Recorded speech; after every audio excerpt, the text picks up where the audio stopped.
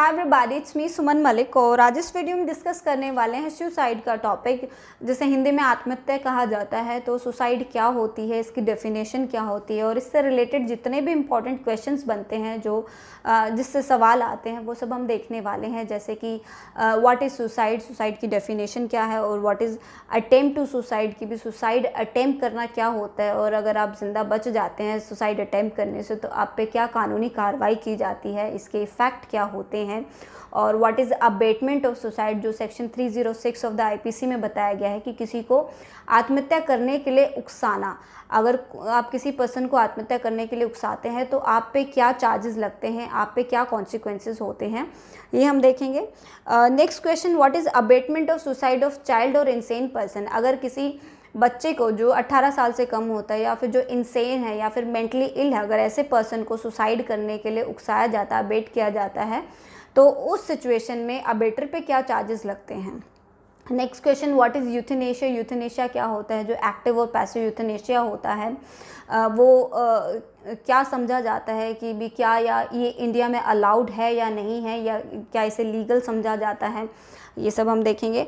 और जो mental health care act है 2017 का, उसका क्या लिंक है, क्या रिलेशन है सुसाइड से।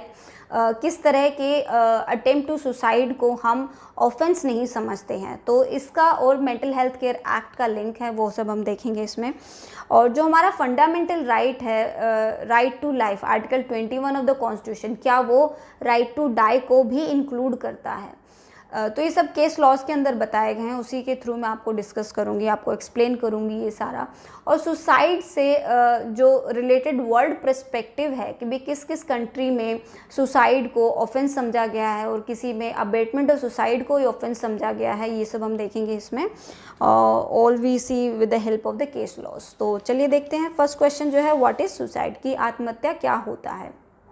सो बेसिकली इसकी कहीं पे भी डेफिनेशन नहीं दी गई है कि भी सुसाइड, इस तरह के एक्ट को हम सुसाइड कंसीडर करते हैं या फिर इस तरह के एक्ट को नहीं करते हैं। तो लॉ में इसकी कहीं पर भी एक पर्टिकुलर डेफिनेशन नहीं दी गई है। तो हम इसका लिटरल मीनिंग समझते हैं। सुई मतलब होता है सेल्फ, सुई मतलब सेल्फ, और साइड मतलब किलिंग। तो self killing is considered as suicide. तो अपने आप की जान ले लेना, अपने आप को मार देना, या फिर कुछ इस तरह का एक्ट करना जिसका जो रिजल्ट है वो अपनी जान चले जाने में होता है, लाइक सेल्फ किलिंग। आपने कोई ऐसा एक्ट किया, जानबूझकर आपने वो एक्ट किया होना चाहिए, अनजाने में नहीं। अगर आपने जानबूझ के कुछ ऐसा एक्ट किया, अपने आप को कुछ इस तरह का हर्ट किया है जिसकी वजह से आपकी जान चली जाती है, ये सुसाइड समझा जाता है। सो ऑक्सफोर्ड डिक्शनरी क्या कहते हैं सुसाइड के बारे में, intentional killing of one self, जानबूझकर खुद को मारना, ये सुसाइड है। राइट अब हम इसके क्वेश्चंस देख लेते हैं जो मैंने आपको शुरू में बताए थे।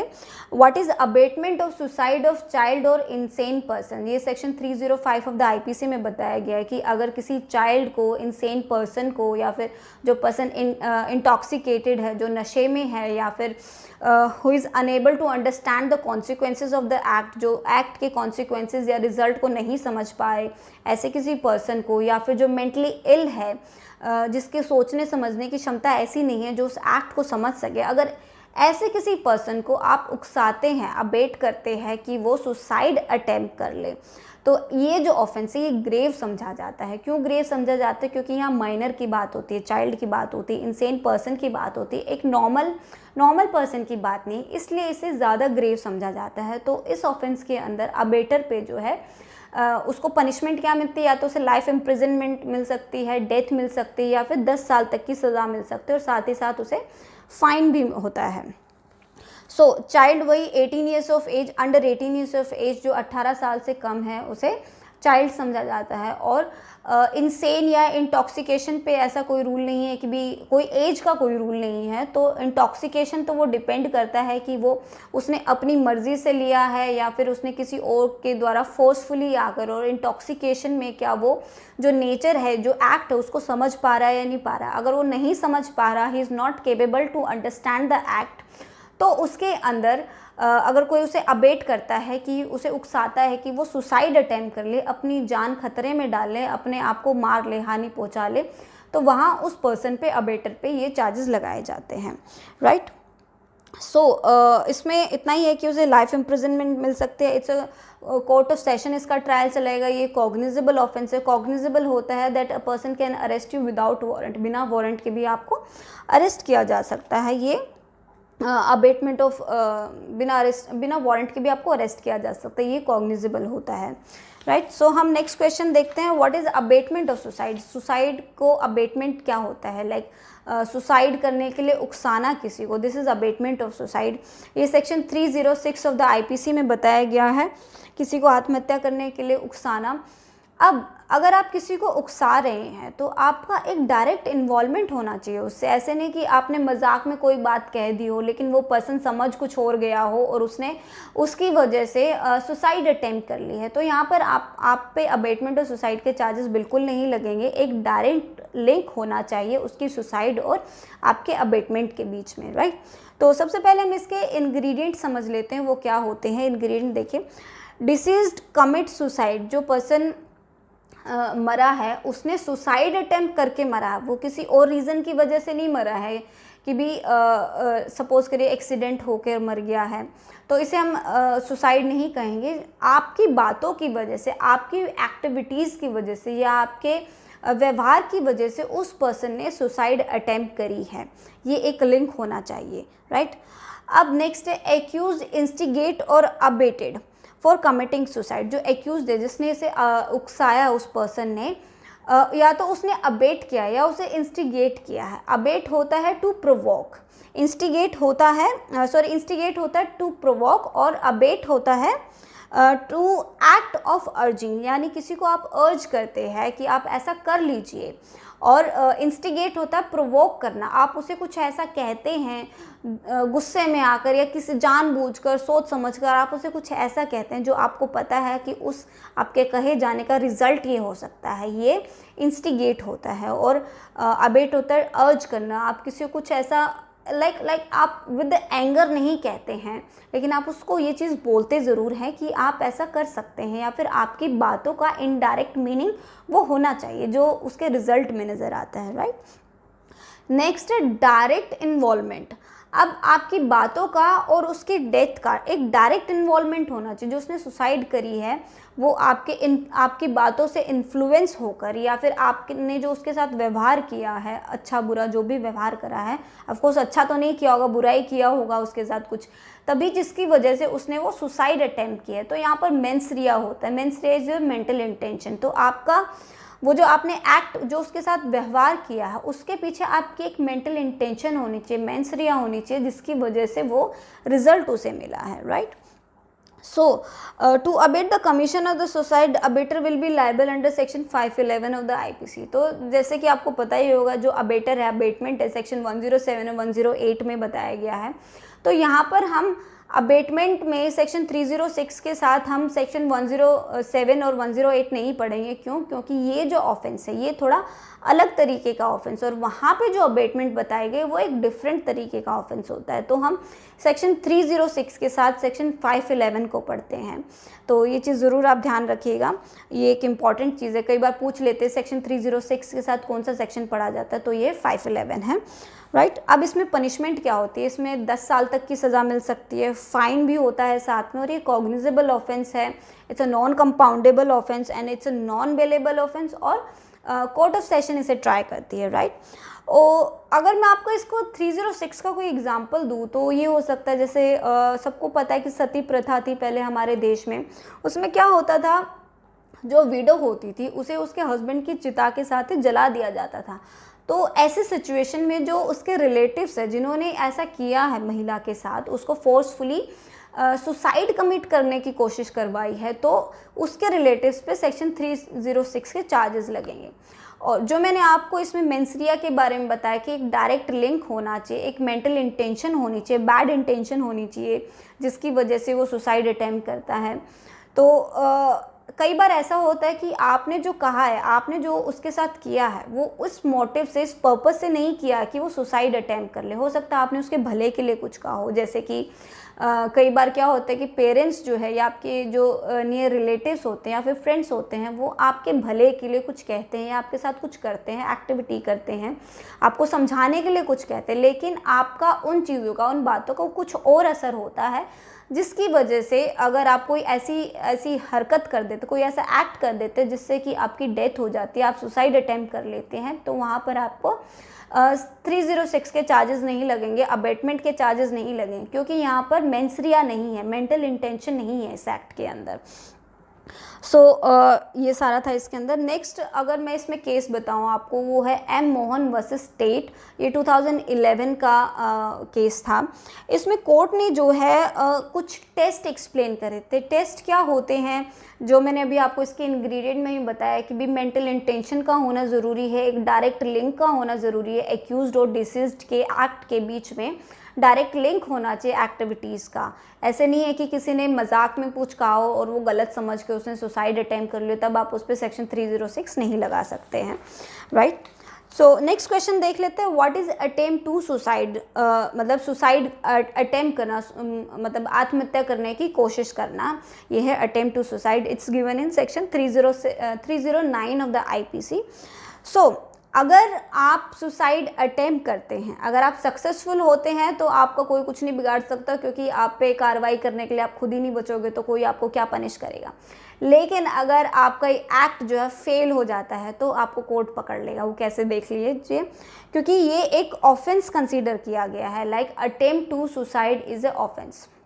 It's not that kind of offense जो चोरी डकैती इस तरह का ऑफेंस नहीं होता है, लेकिन ये एक सोशल रॉन्ग समझा जाता है, गलत समझा जाता है। क्यों? क्योंकि एक ही गलत मैसेज जाता है सोसाइटी के अंदर।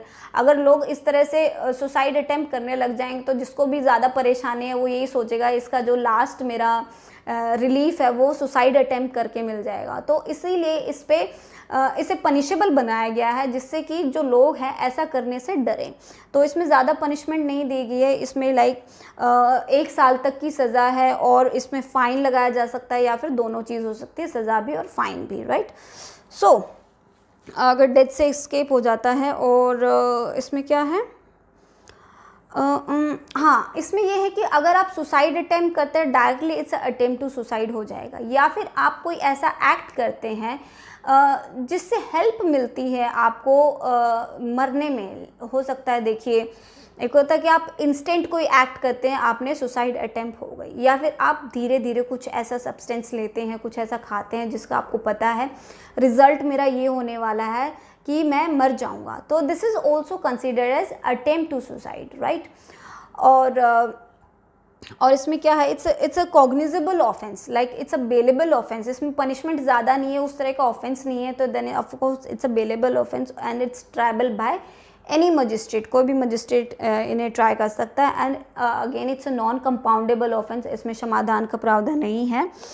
सो suicide itself not a crime, तो इसे क्राइम की कैटेगरी में नहीं रखा गया है, इसे एक सोशल रॉन्ग की कैटेगरी में रखा गया है। और इसमें पनिशमेंट भी इसीलिए ही बनाई है, जो मैंने अभी बताया, कि ताकि दूसरे लोग इस ऐसे एक्ट से इन्फ्लुएंस हो के ऐसा कमिट ना करने लग जाए। सो यहाँ पर जो सुसाइड है वो इंटेंशनली होनी चाहिए। लाइक जो अटेम्प्ट टू सुसाइड हो, उस पर्सन ने जानबूझकर वो सुसाइड कमिट करनी चाहिए। ऐसा नहीं है कि उससे वो एक्ट जो वो गलती से हो गया, या फिर उसने किसी दूसरे हार्म को रोकने के लिए कुछ ऐसा एक्ट किया जिसका रिजल्ट ये हुआ कि उसकी मृत्यु हो गई है। तो ऐसा नहीं होना चाहिए, उसने जानबूझकर ही सुसाइड कमिट करी है, ऐसा होना चाहिए। बाय मिस्टेक ऑफ फैक्ट और किसी और रीज़न की वजह से, जहाँ पर उसकी इंटेंशन नहीं है कि वो मर जाए, लेकिन वो रिज़ल्ट ऐसा होता है उसके एक्ट का, वो पर्सन मर जाता है, ऐसा नहीं होना चाहिए। डायरेक्टली उसको सुसाइड कमिट करनी पड़ेगी इसमें। I hope you are getting what I am trying to say. मतलब करना चाहे कुछ और लेकिन हो गया कुछ और, ऐसा नहीं होना चाहिए। उसका मन था कि वो मरे, सुसाइड कमिट करे, और उसने वही करने के लिए वो एक्ट करा, ये होता है इसमें, राइट। सो अब इसके हम केस के बारे में देख लेते हैं। ये केस है P Rathinam versus Union of India, 1994 का ये केस है, जिसमें चैलेंज हुआ था, कॉन्स्टिट्यूशनल वैलिडिटी ऑफ सेक्शन 309 को चैलेंज किया गया था। और इसमें कोर्ट ने क्या कहा था, punishing attempt to suicide is a cruel और इरैशनल और वॉयलेटिव ऑफ आर्टिकल 21 सॉरी। तो इसमें कहता है कि किसी पर्सन को, ऐसे पर्सन को पनिश करना जो कि पहले ही बहुत सफरिंग में है, बहुत ही परेशान, डिप्रेशन में था और जिसने सुसाइड कमिट करी, और ऐसे पर्सन को आप फिर से सज़ा दे रहे हैं, it's like a violative of article 21। तो ऐसे लोगों को आपको पनिश नहीं करना चाहिए, it's like a double punishment for them. So attempt to suicide को आप अगर पर्सन बच जाता है और फिर आप उसे पनिश करते हैं, it's like cruelty towards him, right. So attempt to suicide cause no harm to others और सोसाइटी। इसमें कोर्ट ये कहती है कि जो अटेम्प्ट टू सुसाइड है, सुसाइड जो अटेम्प्ट करते हैं वो किसी भी तरीके का हार्म नहीं करते हैं सोसाइटी को, किसी और पर्सन को हार्म नहीं करते। जो हार्म होता है उस पर्सन को खुद को होता है, वो किसी के रिलीजियस अफेयर्स को या फिर रिलीजियस सेंटीमेंट्स को अफेक्ट नहीं करता है। तो यहाँ उस पर्सन को पनिश नहीं करना चाहिए। फिर अगेन ज्ञान Kaur versus state of Punjab 1994 का एक केस था, उसमें इसमें कुछ और कहा गया सुसाइड के बारे में, तो देखते हैं इसमें। So this decision was reverse this case. इस केस के अंदर ज्ञान कौर केस जो है, ये ज्ञान Kaur versus state of Punjab, इसमें जो प्रीवियस जजमेंट था जो मैंने अभी बताया उसको रिवर्स कर दिया गया and decided that section 309 is not unconstitutional. ये अनकॉन्स्टिट्यूशनल नहीं है, ये वैलिड है और एकदम सही है, क्योंकि इसमें कोर्ट ने यूथनेशिया के बारे में बताया था। यूथनेशिया क्या होता है, देखिए, it's a withdrawal of life support of a patient. इसमें मतलब कि भी अगर कोई पर्सन वेंटिलेटर पे है या फिर कोई वेजिटेटिव स्टेट है, मतलब वो हिल डुल नहीं सकता, जिसकी कोई उम्मीद नहीं है कि दोबारा वो जाग जाए, अपनी लाइफ को रिवाइव कर सके, वो ऑलरेडी सफरिंग में है, उसके जो रिलेटिव्स है वो भी सफ़र कर रहे हैं, तो ऐसे सिचुएशन में उसका जो लाइफ सपोर्ट होता है, जो मेडिकल इक्विपमेंट्स होते हैं, एलिमेंट्स होते हैं, उनको हटा दिया जाता है और जिससे उनकी उस पेशेंट की जो है मृत्यु हो जाती है। This is euthanasia, right. सो अब इसमें क्या है, कोर्ट क्या कहती है, देखिए, euthanasia is not lawful India. Euthanasia जो है इंडिया में लॉफुल नहीं है, इसे स्टिल अभी अनलॉफुल ही समझा जाता है, क्योंकि यूथनेशिया दो तरीके का होता है, एक होता है एक्टिव, एक होता है पैसिव। एक्टिव होता है it's like your right to die, मतलब आप अपनी लाइफ को ख़त्म कर सकते हैं, और पैसिव होता है जब आपके कोई ऐसी उम्मीद नहीं रहती है कि आप ज़िंदा बच सको या फिर दोबारा से अपनी नॉर्मल लाइफ में जा सको, जहाँ कोई भी उम्मीद नहीं रहती है और आप सिर्फ मशीनों के ऊपर ज़िंदा है, तो it's a passive euthanasia, right. So right to life do not include right to die.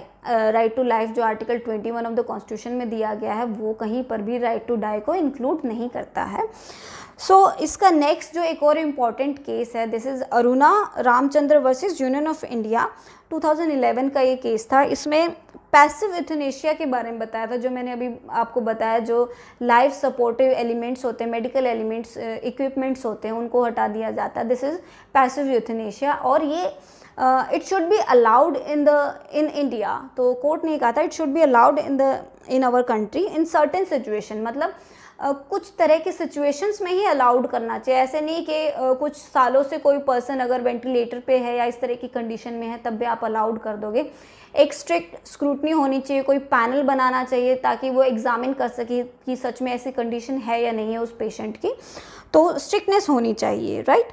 और it should be done in the best interest of the patient. Patient के सबसे जो बेस्ट इंटरेस्ट में है, मतलब उसकी भलाई के लिए सबसे जो बेस्ट ये कह सकते हैं बेस्ट सलाह जो हो सकती है वो यही हो सकती है कि पैसिव यूथनेशिया उसको अलाउड किया जा सके।